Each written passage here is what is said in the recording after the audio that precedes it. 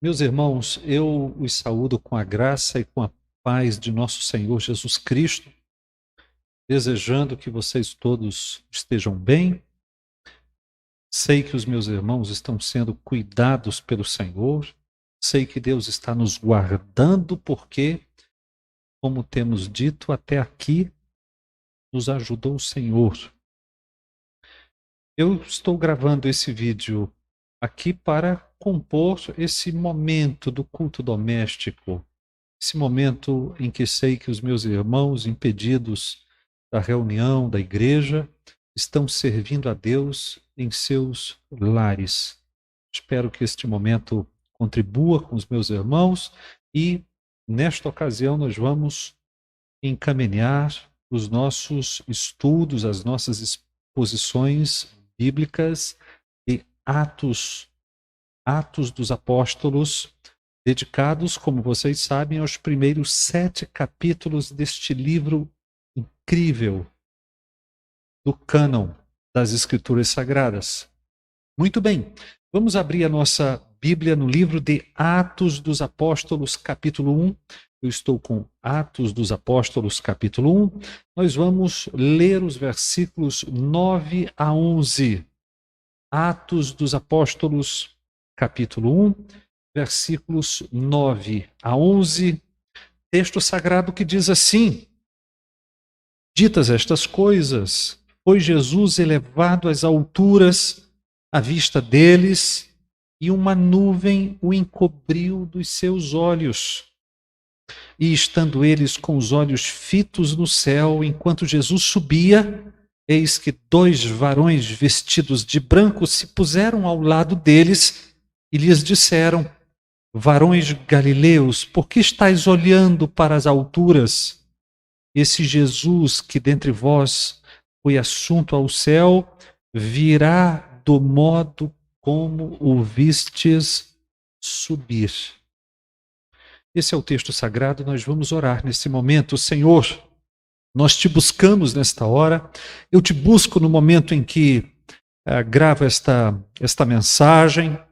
E sim, eu sei que os meus irmãos te buscam e te buscam em orações ferventes na medida em que também reproduzem este vídeo. E nós todos te pedimos que tu abençoes o teu povo, que tu guardes a tua igreja, que tu guardes a igreja brasileira, Senhor.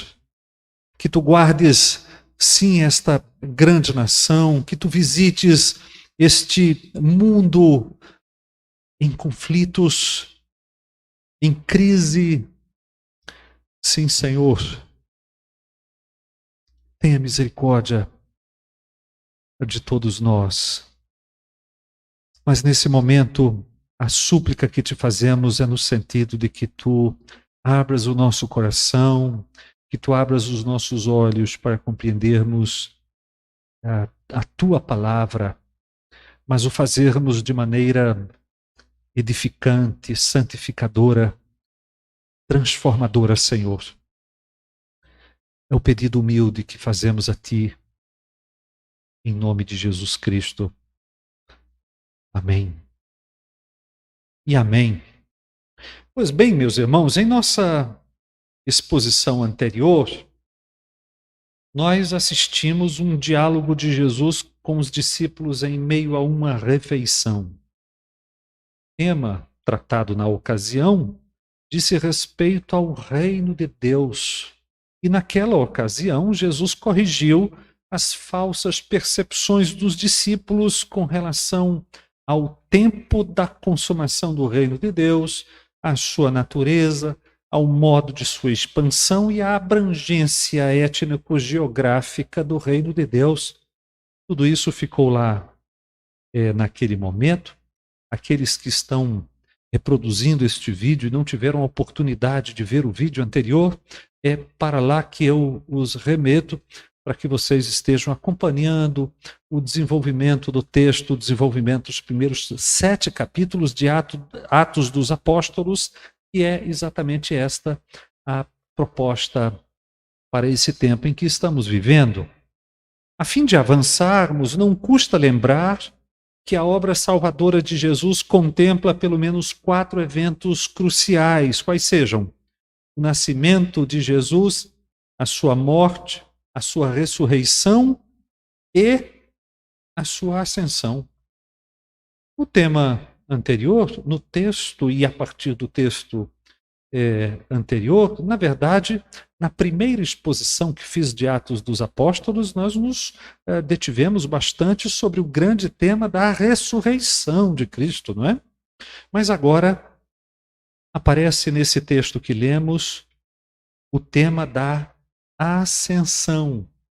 E neste ponto das nossas exposições, focalizando os versículos 9 a 11 de Atos capítulo 1, nós vamos considerar esse grandioso evento da ascensão, destacando a sua realidade histórica no primeiro momento, no segundo momento o seu significado e no terceiro momento os seus desdobramentos para, ao fim, destacarmos algumas lições imprescindíveis para a nossa vida. Então vamos ao texto. Em primeiro lugar, eu quero enfatizar aqui a realidade histórica da ascensão.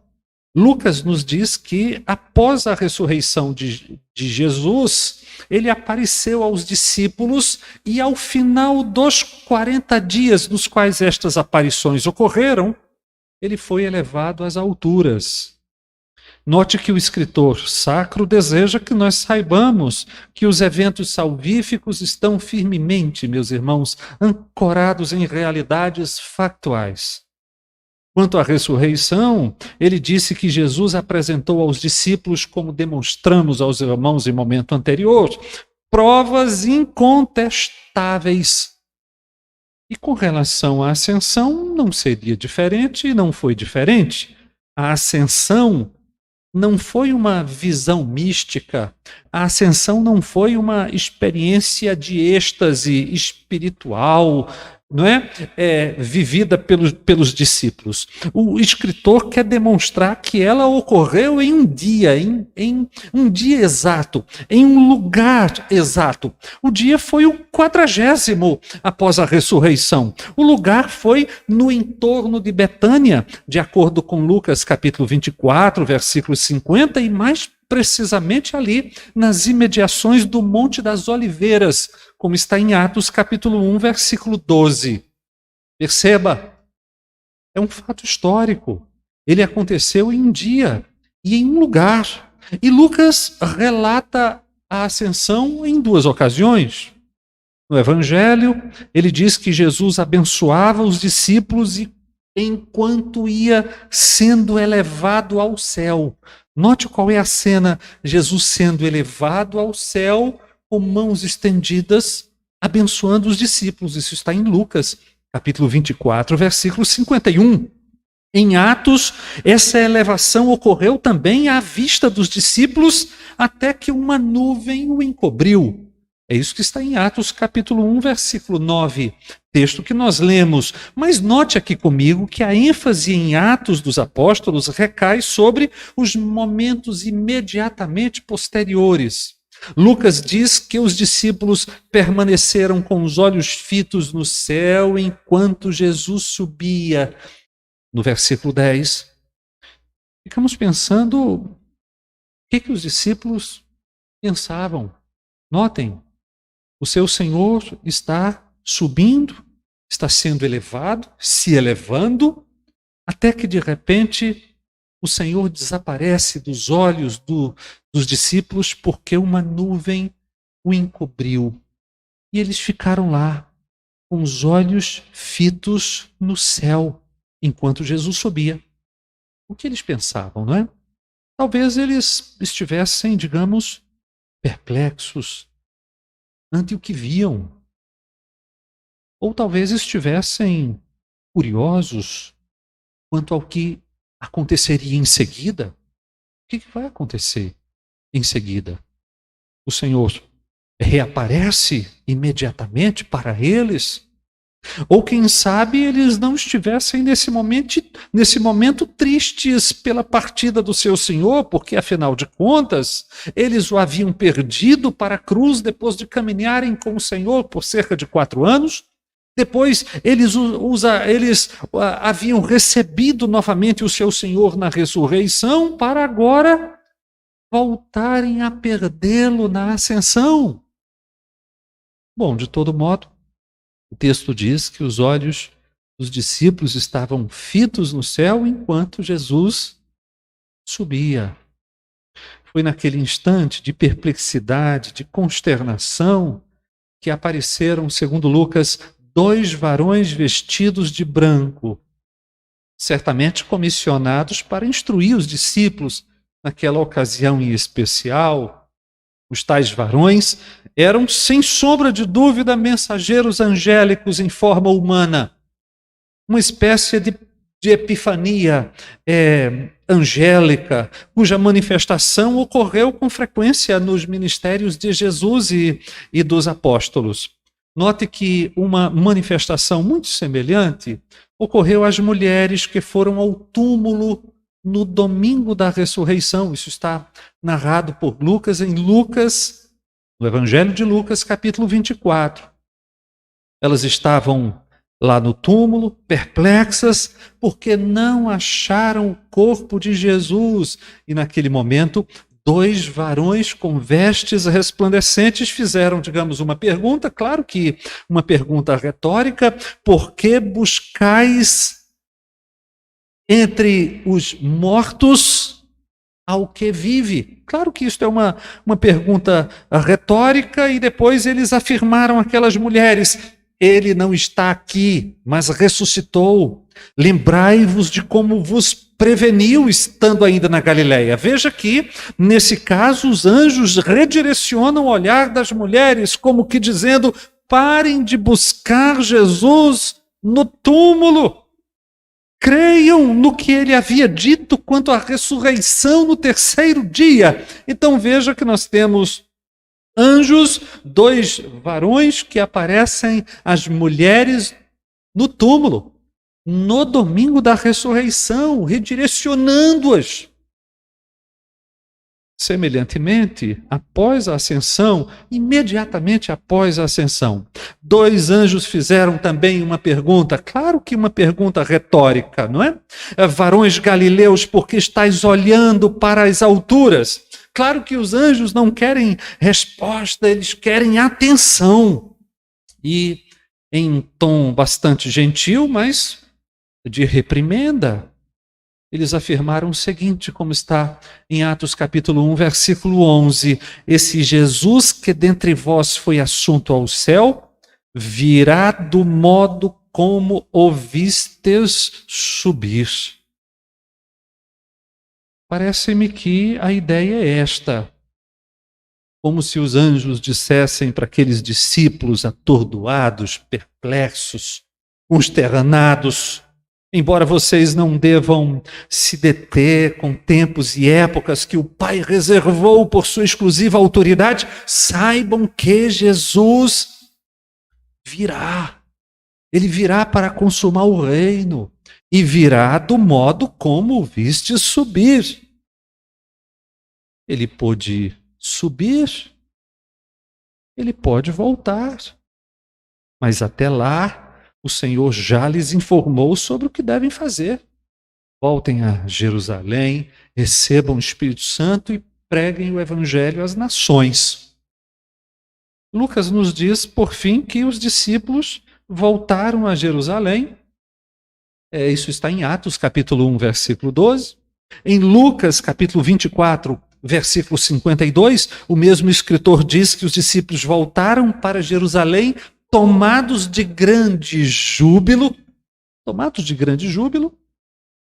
e tudo isso quer significar, meus irmãos, que a ascensão foi um evento histórico que aconteceu em um certo dia, em uma certa hora, em um certo lugar, e foi testemunhado. Esse evento histórico foi testemunhado por aqueles que Jesus decidiu que iria torná-los suas testemunhas. Então, a primeira grande notícia que quero dar a partir do nosso texto é esta: a ascensão foi um fato histórico testemunhado, visto. Estavam presentes ali, em um certo dia, em um certo lugar, testemunhas oculares. Em segundo lugar, é claro que nós precisamos nos concentrar e considerar um pouco aqui o significado da ascensão. Pastor, qual é o significado da ascensão? O que está por detrás daquilo que os discípulos testemunharam? Bom, a ascensão, grosso modo, é a entrada de Jesus Cristo, claro, segundo a sua natureza humana, no estado de glória. É o momento em que Jesus Cristo, de novo, claro, segundo a sua natureza humana, adentra o céu para se assentar à mão direita de Deus, à destra de Deus. Na ascensão, o Senhor deixou as condições da terra e ele retornou e retomou seu lugar sobre todos os poderes existentes. E o fez também, como veremos, para preparar lugar para receber o seu povo no futuro. Está em João, capítulo 14, versículo 2. Na ascensão, meus irmãos, Jesus foi para outra dimensão espacial. Ele saiu de um lugar para outro lugar. Nós podemos até dizer que ele foi para uma dimensão paralela, para um mundo paralelo. Mas veja que quando Lucas diz que ele foi elevado às alturas, não quer dizer propriamente que nós alcançamos o céu, o lugar para onde Jesus foi, subindo. Jesus poderia ter sido assunto ao céu sem aquela elevação, sem aquela ascensão testemunhada pelos discípulos. Note comigo. Agora, aquele modo como Jesus foi elevado e depois foi encoberto por uma nuvem, é claro que naquela forma haviam valiosas e inesquecíveis lições que foram dadas naquele momento aos discípulos e que permanecem úteis e valiosas e indispensáveis para todos os cristãos de todos os tempos. Eu quero destacar algumas dessas lições com vocês. Veja se você está me acompanhando aqui. Eu estou querendo dizer que os discípulos testemunharam a ascensão de Jesus. Em um certo sentido, houve uma elevação física. No outro sentido, a elevação ou a ascensão é a mudança de um lugar para outro pela natureza humana, ou por Jesus segundo a sua natureza humana. Então, o que estou querendo dizer é basicamente o seguinte, olha só. Jesus poderia ter ascendido, no sentido mais próprio e essencial do termo, sem a necessidade de ser elevado à vista dos discípulos.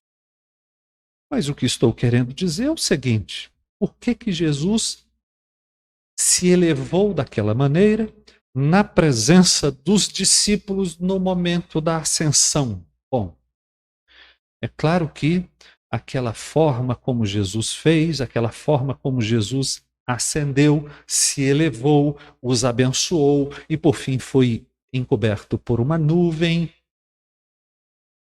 muito ensinou aqueles discípulos atordoados que careciam de mais orientação sobre o que fazer. Quais foram estas lições? Primeiro, pelo modo como Jesus foi elevado, os discípulos, digamos, viram que o Senhor estava sendo entronizado. Os discípulos viram que, de fato, o Pai lhe havia dado toda a autoridade no céu e na terra, como Jesus tinha reivindicado. Isso está em Mateus capítulo 28, versículo 18.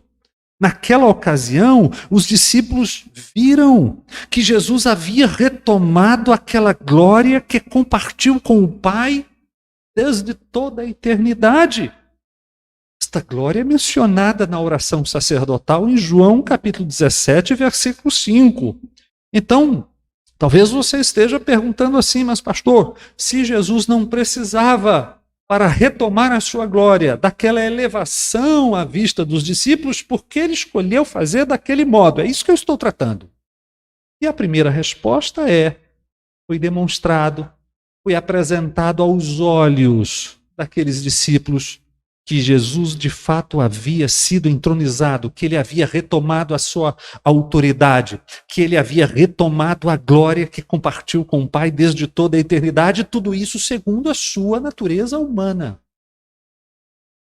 Em segundo lugar, pelo modo como Jesus foi elevado, para a percepção dos discípulos, a ascensão representou também o momento histórico a partir do qual não mais veriam o Senhor ressurreto. Veja, aquele modo, aquela elevação e, por fim, Jesus ser encoberto por uma nuvem, colocou, digamos, um ponto final numa série de aparições pós-ressurreição. Aquele momento representou para os discípulos que as aparições pós-ressurreição tinham terminado e que o tempo de estar com Jesus havia cedido ao tempo de obedecer à ordem de Jesus. A partir daquele momento não era mais para ter uma espécie de contato físico com Jesus. Havia chegado o momento de obedecer-lhe. E isso também foi ensinado por aquele modo. Aquela forma de elevação. Em terceiro lugar, aquela elevação à vista dos discípulos era também uma exata descrição para os discípulos da segunda vinda. Note as palavras dos 2 varões que apareceram ao lado dos discípulos. Ele virá do modo como o viste subir. Então, se alguém perguntasse ali aos discípulos como é que vocês viram Jesus subir, eles iam responder que eles viram, que eles testemunharam Jesus subir, se elevar de modo visível, de modo público e sob a nuvem. Pois bem, os anjos disseram aos discípulos, ele virá do modo como viste subir. De modo que a conclusão a que se chega a partir dessa experiência dos discípulos com a ascensão de Jesus é que a vinda de Jesus será visível, será pública e sobre as nuvens. Talvez aqui esteja a diferença, ele não será mais encoberto por uma nuvem, mas a partir da nuvem. E é claro que nós estamos falando aqui de uma nuvem que nos leva a pensar em todos os momentos em que a nuvem representava a presença da glória de Deus no meio do seu povo. Então, a partir da ascensão, como Jesus virá? Jesus virá, sim, de maneira visível, pública e em toda a sua glória. Ou, dizendo de outra maneira, sobre as nuvens. Está exatamente como Jesus descreveu a sua vinda em Mateus capítulo 24, versículo 30. Em quarto lugar, aquela forma de ascensão de Jesus confirmou também que, de fato, meus irmãos, o reino de Deus é tão abrangente, e ele é abrangente demais para se resumir em um reino de Israel. Por quê? Porque aqueles discípulos viram que o trono do Senhor Jesus Cristo não está em algum lugar em Jerusalém ou na Palestina. Aqueles discípulos viram que o trono do Senhor Jesus Cristo é o céu. O reino de Deus, de fato, é abrangente, tem natureza e caráter universal. Em quinto lugar, bem que os discípulos podem ter se recordado do modo como outras elevações aconteceram no Antigo Testamento. Talvez a mais marcante, aquela que os meus irmãos se recordem com mais facilidade, tenha sido a elevação de Elias, que não passou para a morte, não é? Ele foi tomado para Deus, agora usando uma linguagem dita com respeito a Enoque, mas Elias também foi tomado para Deus sem viver a experiência da morte. Só que não esqueçam que aquele momento, aquele modo como Elias foi elevado ao céu, representou também o comissionamento de Eliseu, aquele que seria o seu sucessor. Então, cuidado com isso, não é? Guardadas todas as devidas proporções, a elevação de Jesus Cristo perante os discípulos pode tê-los feito perceber que agora eles deveriam se dedicar à obra da evangelização aos confins da terra, ou até aos confins da terra. Então, percebam que todas essas lições não foram dadas aos ouvidos somente dos discípulos naquele momento, foram também lições dadas aos olhos dos discípulos no momento em que eles viram o Senhor subir e ser encoberto na nuvem. Entretanto, ainda conversando com os meus irmãos sobre o significado da ascensão, há muitíssimas outras realidades para além daquilo que os discípulos puderam vir naquele momento. De fato, na ascensão, o Senhor Jesus adentrou, meus irmãos, o santuário celestial, e ele o fez como grande sumo sacerdote do seu povo. Os meus irmãos se recordam que, a partir da leitura do Antigo Testamento, e também, em boa medida, com as explicações do escritor aos Hebreus, o sacerdócio levítico primeiro oferecia o sacrifício pela nação eleita. Depois, o sumo sacerdote penetrava o lugar santo dos santos para interceder pelo povo de Deus. Mas é claro que tudo isso era apenas uma figura, e uma figura pálida, de realidades então vindouras, que apontavam todas elas para Jesus Cristo. Até que veio o nosso Senhor, que sendo a oferta e sendo o sacerdote, com o único sacrifício de si, resgatou para sempre os que estão sendo santificados e, depois de fazer tal oferta, adentrou no tabernáculo celestial para interceder pelo povo, por quem realizou o sacrifício. Foi por isso que o apóstolo Paulo disse em Romanos capítulo 8, versículo 34, o seguinte: quem os condenará? É Cristo quem morreu, ou antes, quem ressuscitou, o qual está à direita de Deus e também intercede por nós. Repito, Romanos capítulo 8, versículo 34. O escritor aos Hebreus também diz esta mesma realidade e o faz de várias maneiras. Em Hebreus capítulo 4, versículo 14, por exemplo, ele diz que Jesus, o Filho de Deus, é o sumo sacerdote que penetrou os céus. Em Hebreus capítulo 8, versículos 1 e 2, ele diz que o sumo sacerdote, aspas para o escritor aos Hebreus, assentou à destra do trono da majestade nos céus, como ministro do santuário e do verdadeiro tabernáculo que o Senhor erigiu, não o homem. Ele disse ainda em Hebreus capítulo 9, versículos 11 e 12, que Cristo veio como sacerdote dos bens já realizados, mediante o maior e mais perfeito tabernáculo, não feito por mãos, quer dizer, não desta criação, não por meio de sangue, de bodes e de bezerros, mas pelo seu próprio sangue, entrou no Santo dos Santos, uma vez por todas, tendo obtido eterna redenção. A conclusão é que podemos chegar é que, se Jesus Cristo adentrou o tabernáculo celestial como grande sumo sacerdote, após o sacrifício de si, onde intercede por nós, é porque aquele sacrifício foi oferecido a Deus. E, além disso, isso também significa dizer que Deus aceitou aquele sacrifício como pagamento cabal pelas nossas iniquidades. Hebreus capítulo 10, versículo 12, por fim, diz o seguinte: Jesus, porém, tendo oferecido para sempre um único sacrifício pelos pecados, assentou-se à destra de Deus.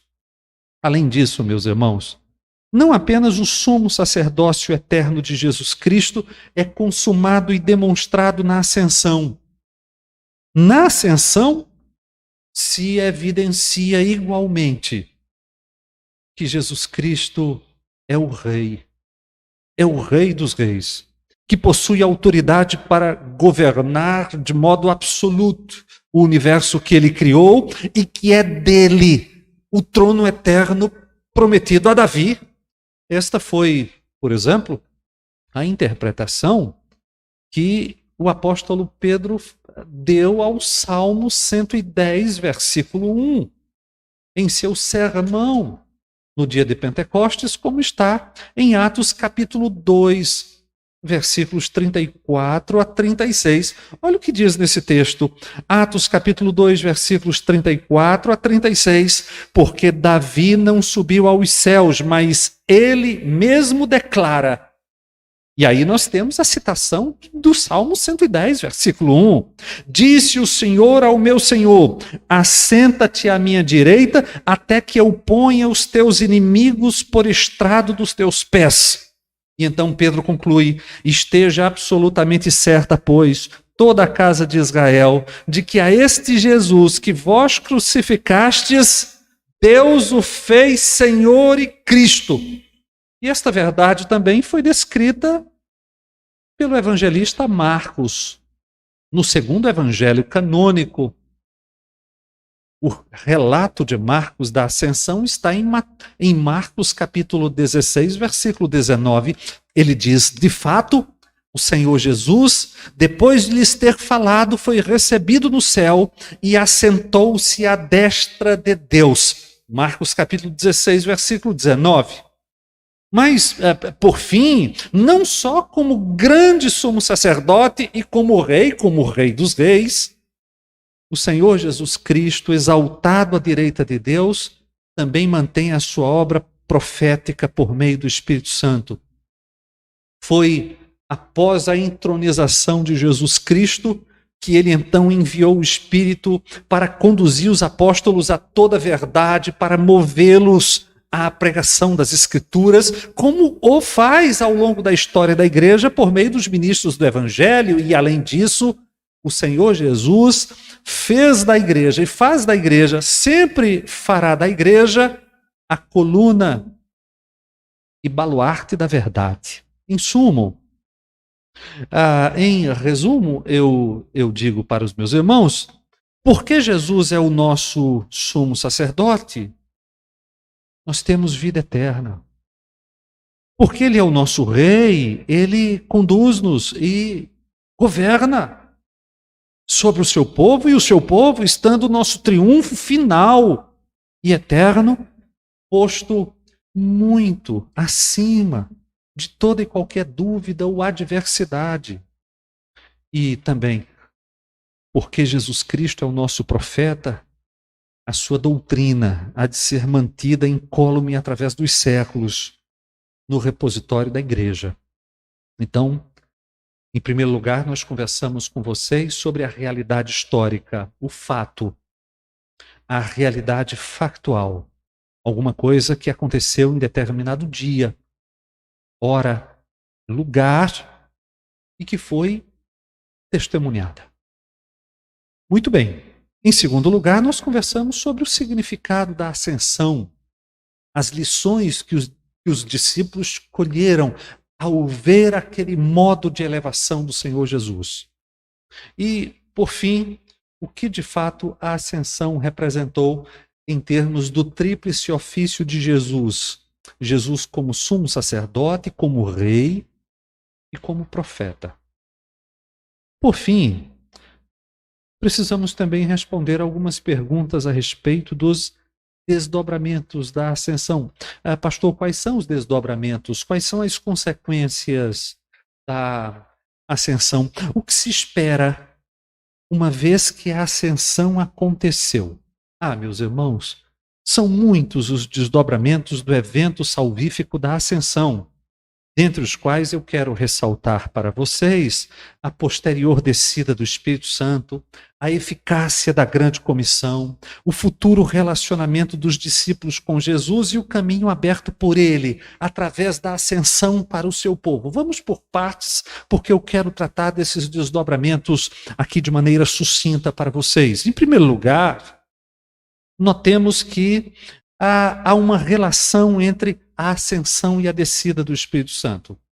Com efeito, os fatos históricos do Evangelho, claro que eles estão todos conectados e são todos interdependentes. A relação da ascensão com a ressurreição é evidente.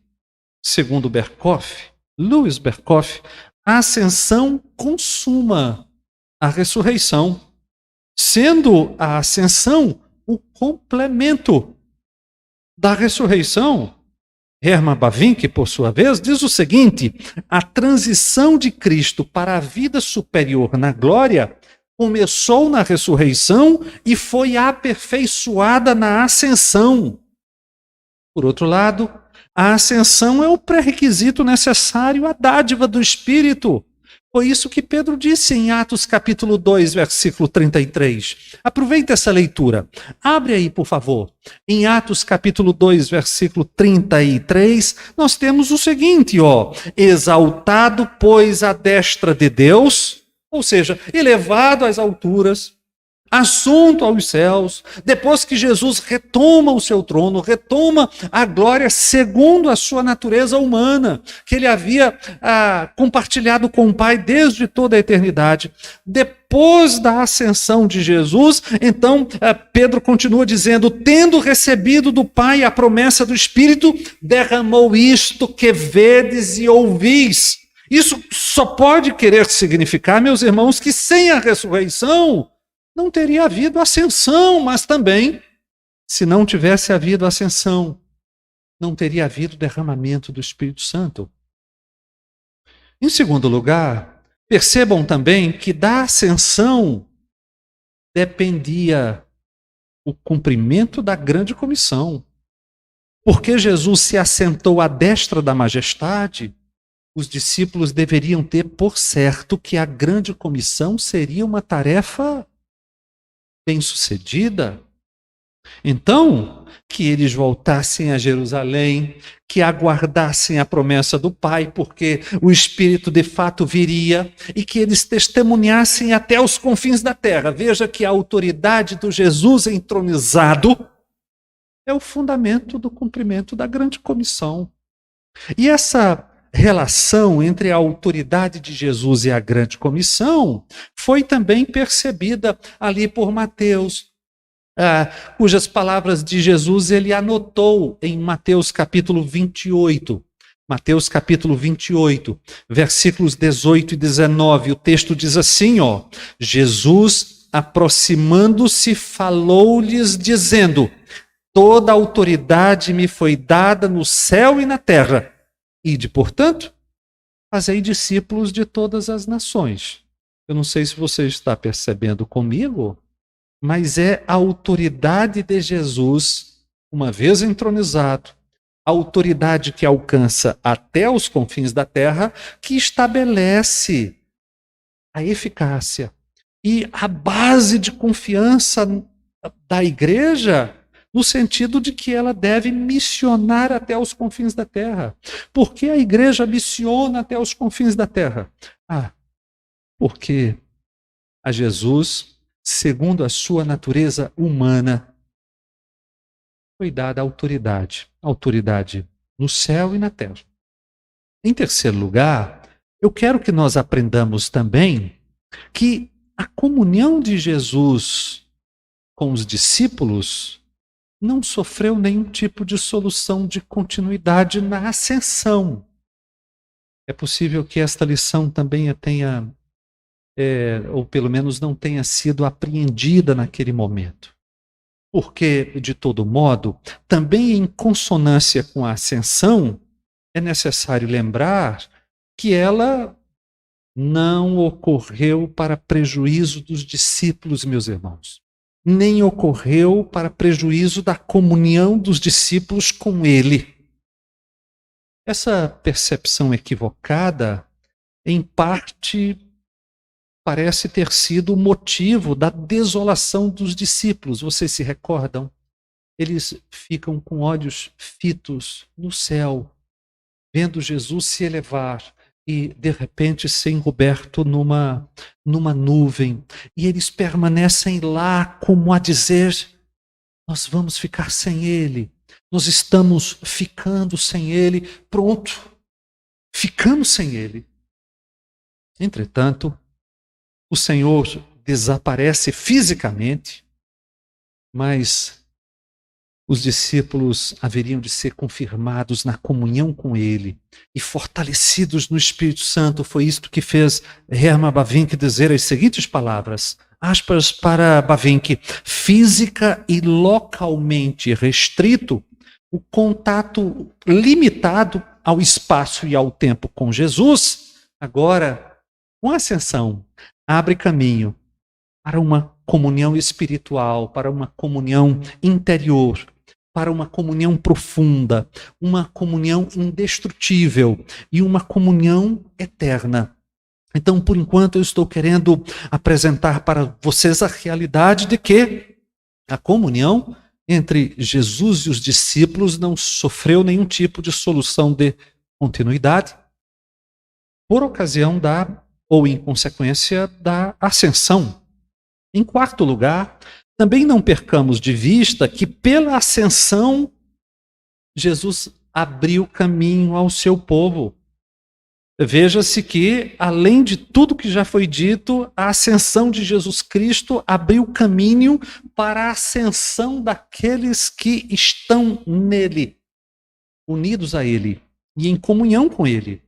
Em certo sentido, a ascensão é Jesus indo ao Pai, preparar lugar para os seus discípulos. Foi o que ele disse em João, capítulo 14, versículos 12 e 3.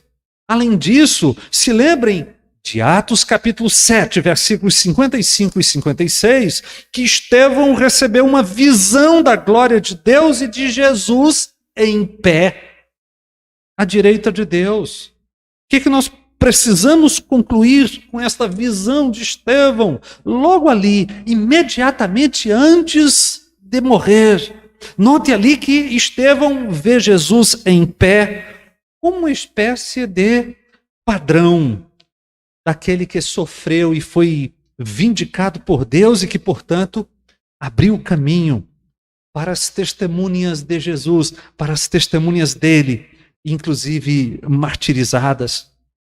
Mas mesmo agora, Paulo diz que estávamos mortos, mas Deus nos ressuscitou. E em Efésios capítulo 2, versículo 6, ele diz, Deus nos ressuscitou e nos fez assentar nos lugares celestiais em Cristo Jesus, dando a entender com isso que, de alguma forma, os crentes em Jesus participam com Jesus do governo de Jesus. Vejam, os desdobramentos são inúmeros e eu quero deixar os meus irmãos somente com estes. Né? São desdobramentos da ascensão de Jesus, a descida do Espírito, a certeza da eficácia da grande comunhão, da grande comissão, o aprofundamento da comunhão entre os discípulos e ele por meio do Espírito, e a certeza que o Cristo exaltado abriu caminho para todos quantos creem nele e mantém firme a confissão. Notem que primeiro eu conversei com vocês sobre a realidade histórica da ascensão, depois acrescentei o significado da ascensão para, por fim, tratarmos aqui sobre os desdobramentos, as consequências imediatamente dependentes da ascensão. Muito bem. A que conclusão podemos chegar? Bom, a conclusão a que somos obrigados a chegar é que Jesus Cristo foi exaltado no palco da história. E em seu estado de exaltado à mão direita de Deus, ele continua a sua obra, meus irmãos, ele continua a sua obra sem perder o leme do navio que conduz, sem perder o leme do universo que conduz. Em nenhum minuto ele continua a sua obra por meio do Espírito e da igreja, e ele não vai descansar até entregar o reino ao seu Pai perfeito e consumado. É isso que está em 1 Coríntios capítulo 15, versículo 24. Mas, além disso, Jesus não descansará até apresentar ao Pai a sua noiva, sem mácula, nem ruga, como está em Efésios capítulo 5, versículo 25, demonstrando com tudo isso que sua glória há de ser revelada, sobretudo e maiormente através do cumprimento total da redenção dos eleitos. Portanto, por favor, firme sua atenção aqui nas minhas palavras. Jesus Cristo voltará.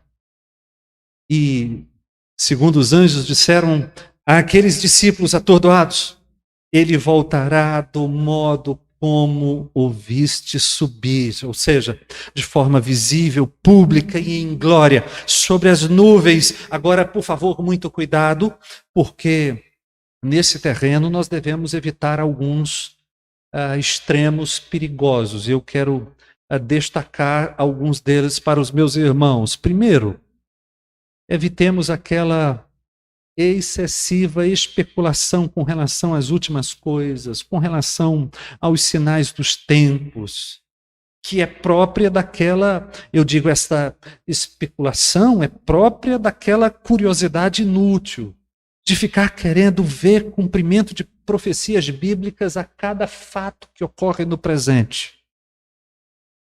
Lembremos que Jesus proibiu a especulação inútil e nos direcionou à grande comissão.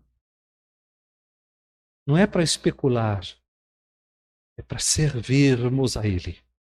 Por outro lado, fujamos também daquele esquecimento pecaminoso da segunda vinda, que pode inclusive levar ao desânimo e a uma impaciência que flertam com a descrença.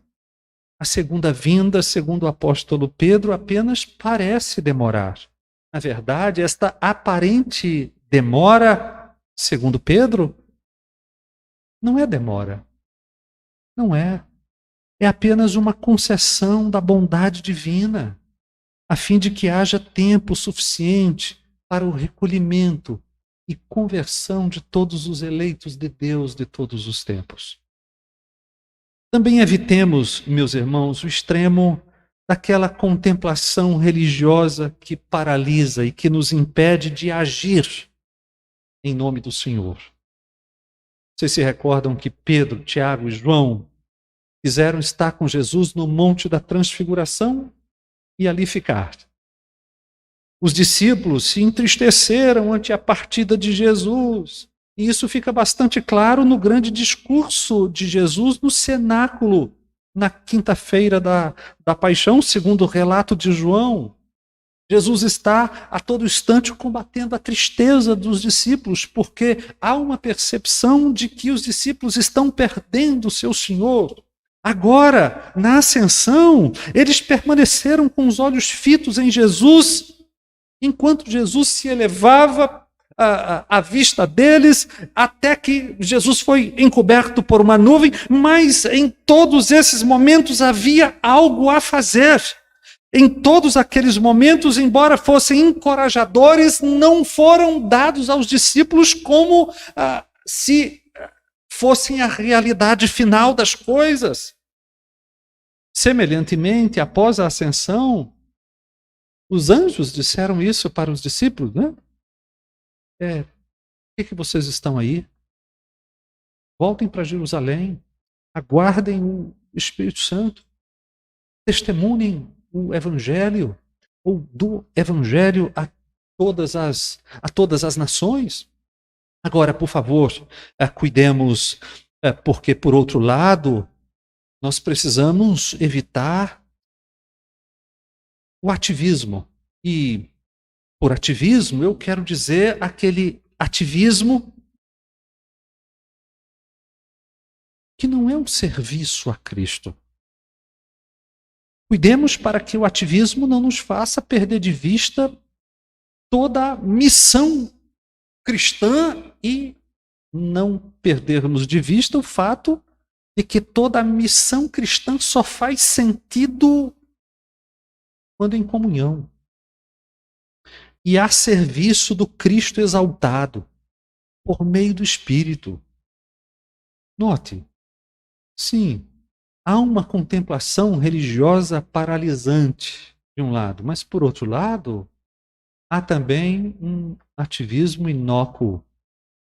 Há um ativismo infrutífero que também deve ser evitado, porque se por um lado os discípulos não poderiam ficar ali ad eterno no Monte das Oliveiras, eles não poderiam, por outro, sair de Jerusalém sem o batismo do Espírito Santo prometido.